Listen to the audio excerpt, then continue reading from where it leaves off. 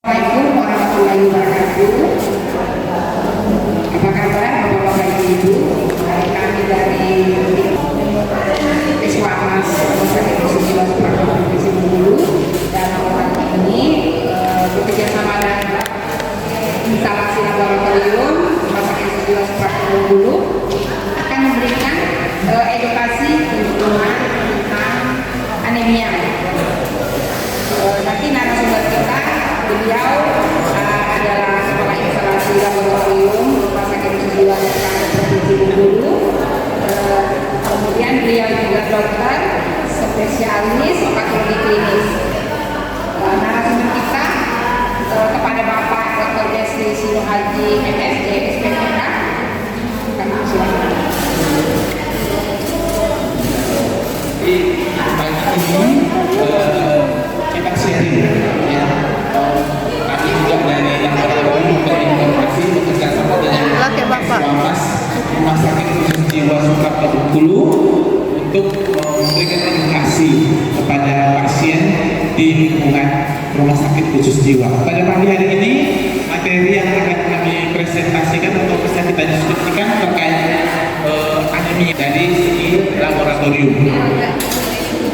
Dari secara umum ya, pengertian anemia yang secara umum itu kita ketahui itu penurunan hemoglobin ya, penurunan hemoglobin. Tetapi secara umum kalau dari segi laboratorium nggak hanya hemoglobinnya saja, bisa dari segi eritrositnya yang berkurang atau volumenya yang berkurang atau hematokrit ya. Kalau hemoglobin itu berikatan dengan eritrosit ya. Jadi semakin banyak eritrositnya biasanya semakin tinggi hemoglobinnya. Tapi secara laboratoris banyak pun eritrositnya belum tentu juga banyak hemoglobinnya. Jadi secara komprehensif kalau kita di laboratorium itu bisa kita menegakkan diagnosis anemia itu dari aspek tadi, dari hemoglobinnya, volume dan jumlah eritrositnya, dan hematokritnya. Kalau dari segi eritrosit itu banyak juga parameternya. Nanti bisa kita bahas ini. Secara epidemiologi, anemia itu masih menjadi masalah secara global, ya. Di secara umum ini di Afrika, di India, di Indonesia, dan di Amerika Latin itu menjadi masalah, ya. Belum bisa diselesaikan. Tapi kalau di Eropa, di Amerika Utara itu sudah bisa diselesaikan. Dan secara umum 1,6 miliar ya penduduk dunia, dari total 8 miliar penduduk dunia ini 1,6 ya, sekitar hampir 20-30% penduduk dunia ya. Di Asia sendiri itu sekitar 58%. Tapi yang paling beresiko yaitu anak usia sekolah ya. Jadi mereka bermain di luar ruangan atau ada zat-zat tertentu atau bahan-bahan tertentu yang bisa menginfeksi juga bisa menyebabkan anemia ya, sekitar 47%. Kemudian wanita hamil itu juga menjadi yang berisiko besar mengalami anemia. Di Indonesia sendiri sekitar 40% ya wanita hamil ya, lebih tinggi resiko terjadi anemia dibanding yang tidak hamil ya. Faktor resikonya apa anemia ini ya? Jenis kelamin ya, perempuan. Kenapa perempuan lebih sering ya? Menstruasi itu juga bisa menyebabkan ya. Terus kehamilan tadi kenapa? Dia kan bawa dua nyawa ya, jadi dia memberi makanan pada bayi yang dikandungan, jadi gampang. Dengan gangguan fungsi ginjal, kenapa? Sumber atau bahan pembentukan eritrosit atau sel darah merah itu dibentuk oleh si ginjal, namanya eritropoietin. Itu yang hormon yang membentuk si eritrosit. Kalau ginjalnya rusak, eritropoietinnya juga menurun, sehingga tadi darahnya juga yang diproduksi berkurang. Kemudian keganasan serta pasien kanker atau penyakit-penyakit kronis ya, otomatis kalau kita sakit kronis, sakit yang lama, jadi energi yang dibutuhkan untuk tubuh itu meningkat ya. Jadi kebutuhan tentang ini tadi, kebutuhan sel atau jaringan kita yang diangkut oleh darah tadi menurun, ya, terjadi anemia. Kemudian makanan, kalau kita makannya asupan gizi kita berkurang, anemia, ya. Kemudian faktor genetik atau keturunan ini biasanya pada pasien yang memiliki keturunan misal talasemia, ya, karena umur eritrositnya itu kurang dari 120 hari. Kalau secara normal kan 120 hari sel darah eritrosit kita, sel darah merah kita diganti. Kalau pada pasien talasemia itu bisa 80 hari, bisa 60 hari, sehingga resiko anemianya tinggi, ya. Kemudian trauma, misal kecelakaan lalu lintas, patah tulang, ya, itu juga bisa mengakibatkan terjadinya anemia.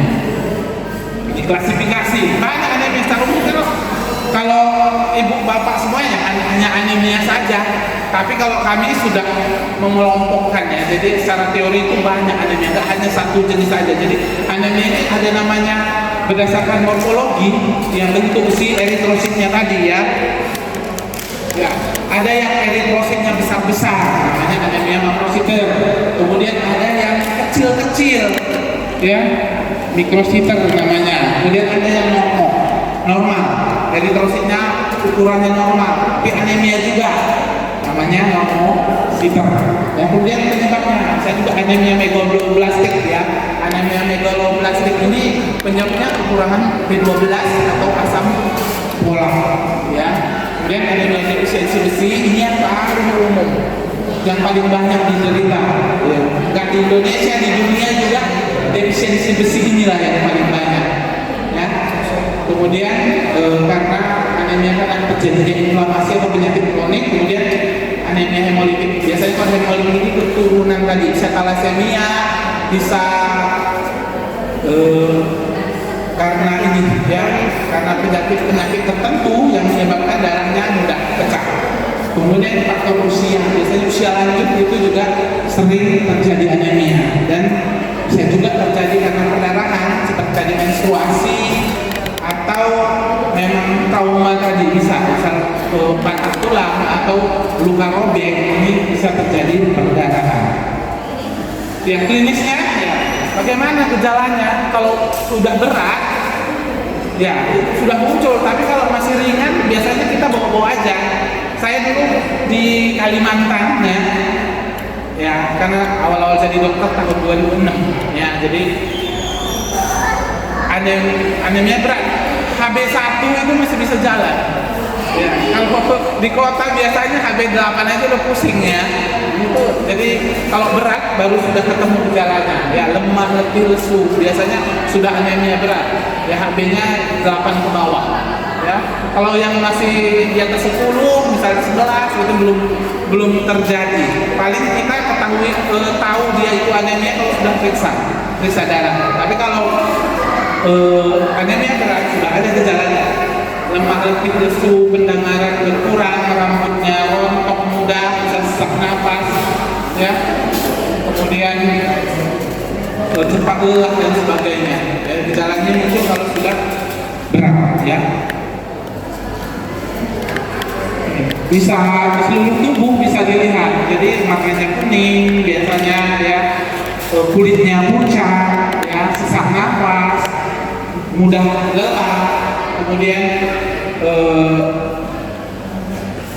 bisa juga perubahan pinjang, ya, fesesnya juga bisa berubah warnanya. Kalau warna kuning, kalau pada anemia ini bisa lebih pucat, ya.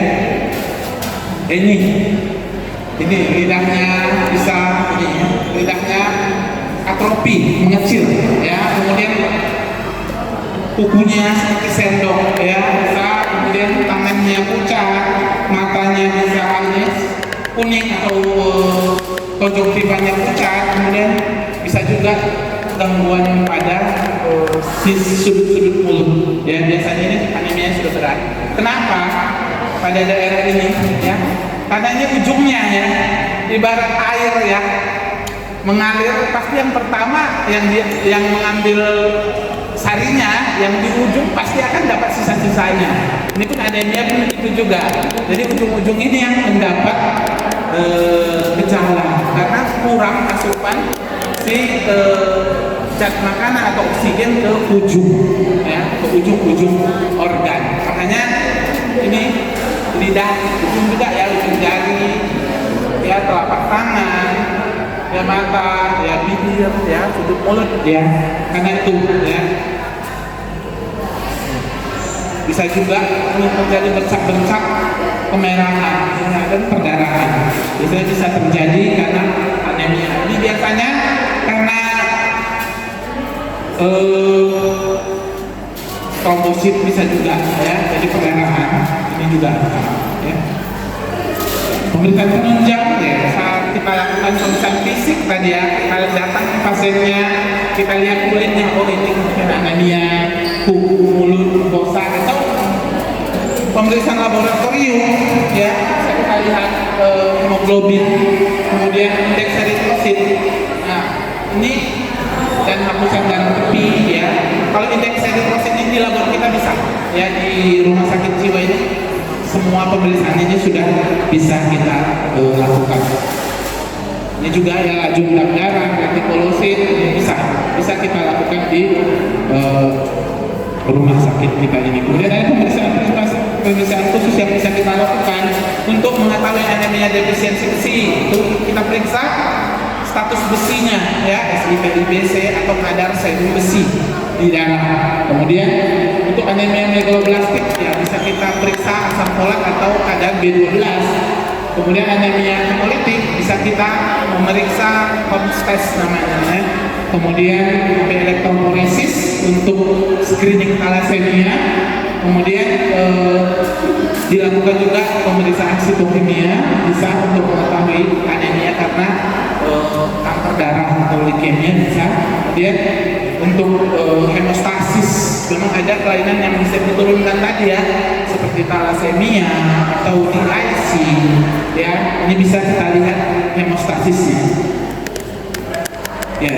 Untuk kriteria diagnostik, ya, antara anak-anak, ibu hamil, pria, wanita itu beda, ya.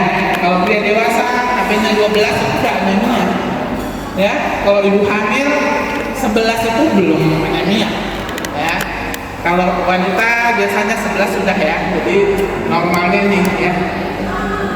Kalau laki-laki dewasa 13, wanita yang tidak hamil 12, anak-anak 12 juga, ya.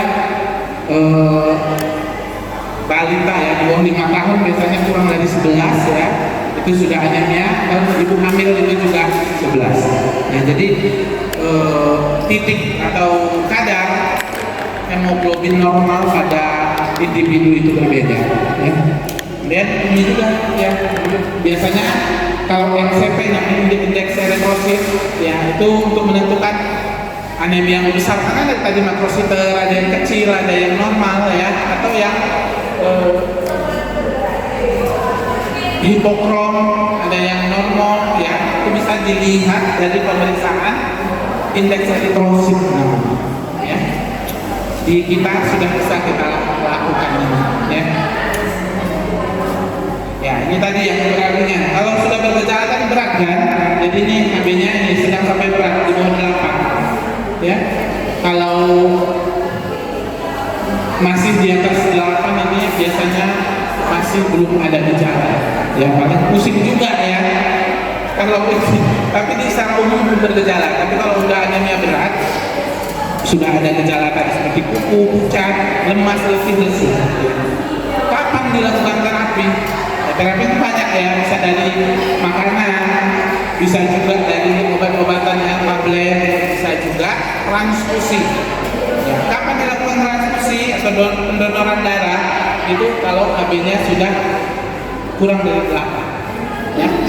Kalau masih di atas 8 atau kurang dari 12 itu bisa dengan memberikan nutrisi dari makanan, misal daging, ya, kemudian tablet, ya, tablet besi, ya, vitamin B12 dan sebagainya, atau vitamin C, ya, untuk mengikat dari si besi, ya.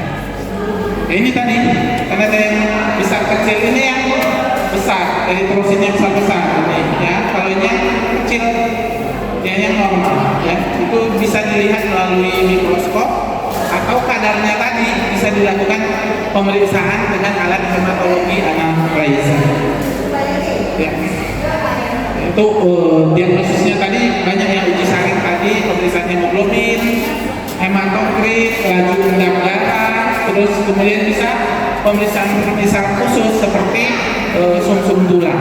Ya, itu bisa kita lakukan untuk diagnosis dari si anemia ini. Ya. Pendekatan diagnosisnya bagaimana? Ya, jadi harus kita tahu penyebabnya apa. Anemia defisiensi besi. Kenapa? Kan perempuan atau anak-anak yang higienitasnya kurang, bisa dari cacing misalnya ya. Tuh. Kemudian karena riwayat ada luka terbuka atau fraktur atau patah tulang, itu juga bisa. Ya, jadi pertama kita harus menentukan penyebabnya, kemudian melakukan diagnosisnya. Anemia apa? Jangan pula dia anemia defisiensi besi kita kasih asam folat, mungkin kan? Anemia B12 kita kasih besi, kan tidak kan? Jadi harus tepat. Jadi tidak, kalau dia anemia defisiensi besi ya kita kasih besi. Anemia makrositer kita kasih asam folat. Anemia normositit normokomik biasanya kita kasih vitamin C dan sebagainya ya. Jenis anemianya menentukan terapinya ya. Jadi untuk penjelasan dari kami ya, mungkin ada pertanyaan ya, mungkin di luar ini juga bisa kami jawab ya. Kalau kami nggak bisa, nanti kami simpan, nanti akan kami cari sumbernya ya. Dari Bapak Ibu ya, mungkin ada pertanyaan. Terima kasih ya. Kepada bapak-bapak, ibu-ibu, di sini kita buat sesi tanya jawab. Kalau ada yang mau tanya, silakan. Ada yang mau bertanya? Saya juga anemia lama, nggak sembuh-sembuh, gimana? Nama saya Bulan, saya ingin bertanya. Seingat saya dari dulu saya ini darah rendah, anemia itu kan darah rendah kan? Sekarang saya sudah 27, kadang-kadang masih juga rendah, sulit untuk di angka 110 kan normalnya kan? Apakah boleh saya meminum ada pil, jualan pil penambah darah? Apa itu akan baik atau jangan minum pil, tapi alternatif lainnya apa gitu? Terima kasih. Ya, tekanan darahnya yang rendah ya. Jadi tekanan darah itu dipengaruhi oleh apa saja? Satu, kondisi ibu. Ya, kadang-kadang tekanan darah itu berbeda pagi hari, siang hari, malam hari. Kemudian yang paling utama adalah isi dari pembuluh darah itu sendiri. Semakin sedikit isinya, ya dia akan semakin ringan ya. Jadi kekuatan untuk memompa darah itu kecil, jadi rendah tensinya. Tapi kalau isinya banyak, padat, usaha oleh jantung untuk memompakan darah itu tinggi, makanya tensinya tinggi. Ya, jadi salah satunya bisa karena anemia itu tadi. Ya, jadi kapan dilakukan pengobatan? Masalah kalau Indonesia rendah, tensinya rendah itu karena anemia biasanya. Ya, secara umum nggak 50 lah, hampir 80% itu pasti anemia. Jadi yang pertama ibu cek HB-nya dulu, hemoglobin atau hematokrit atau indeks eritrosit tadi. Kalau HB-nya kira-kira 10, 11 itu pernah periksa. Iya boleh. Turun. Berarti memang anemia. Ya, kalau dia turun ke bawah berat, itu biasa donor darah ya. Atau tidak bisa donor itu, pasti anemia. Ya, jadi saran saya ya, ibu kan kondisinya bagus ya, jadi makanan saja, nggak usah pil ya. Tapi kalau ibu hamil nanti ya wajib pil itu, nggak akan terkejar oleh makanan saja. Jadi makanan yang bisa ibu konsumsi kacang-kacangan bisa, ya, kemudian daging. Kalau ibu mau ini hati sapi, hati ayam itu boleh ya. Kalau boleh 2 atau 3 kali seminggu akan meningkatkan hemoglobin ibu. Tapi kalau nanti ibu hamil tidak ada tawar menawar, harus memang dengan pil, bisa asam folat, besi dan sebagainya. Bulan boleh ditambahkan bahwa kalau tekanan dari ibu bulan rendah mungkin ada penambah dengan pil tadi. Untuk yang berikutnya, kalau masih ada yang bertanya, silakan. Perkenalkan, nama saya Zika. Saya mau bertanya, mau anak sekolah atau di bawah umur 17 tahun itu boleh nggak minum penambah badan? Oke, masih. Terima kasih. Untuk pemberian asam folat atau besi ya, di bawah secara umum boleh, karena asam folat atau besi itu tidak ada tubuh kita yang membentuk, jadi dia harus dari makanan dari luar, ya dari luar. Jadi kalau memang benar-benar rendah asam folatnya atau hamil, wajib diberi asam folat atau besi tadi, karena ini ya nggak akan bisa kita kejar kalau memang rendah, dan zat tersebut tidak bisa diproduksi oleh tubuh kita. Dia harus dari makan dari luar, dari makanan, dari obat bisa. Ya, jadi kenapa kadang-kadang di ini ya, karena efek samping. Kalau pemberian zat besi itu efek sampingnya apa? Mual, ya, mual entah bisa kalau zat besi. Kalau folat apa? Lemes, ya itu efek sampingnya secara umum. Jadi pemberian fortifikasi besi atau asam folat itu boleh, tidak ada berdasarkan usia, ya anak-anak pun boleh, ya.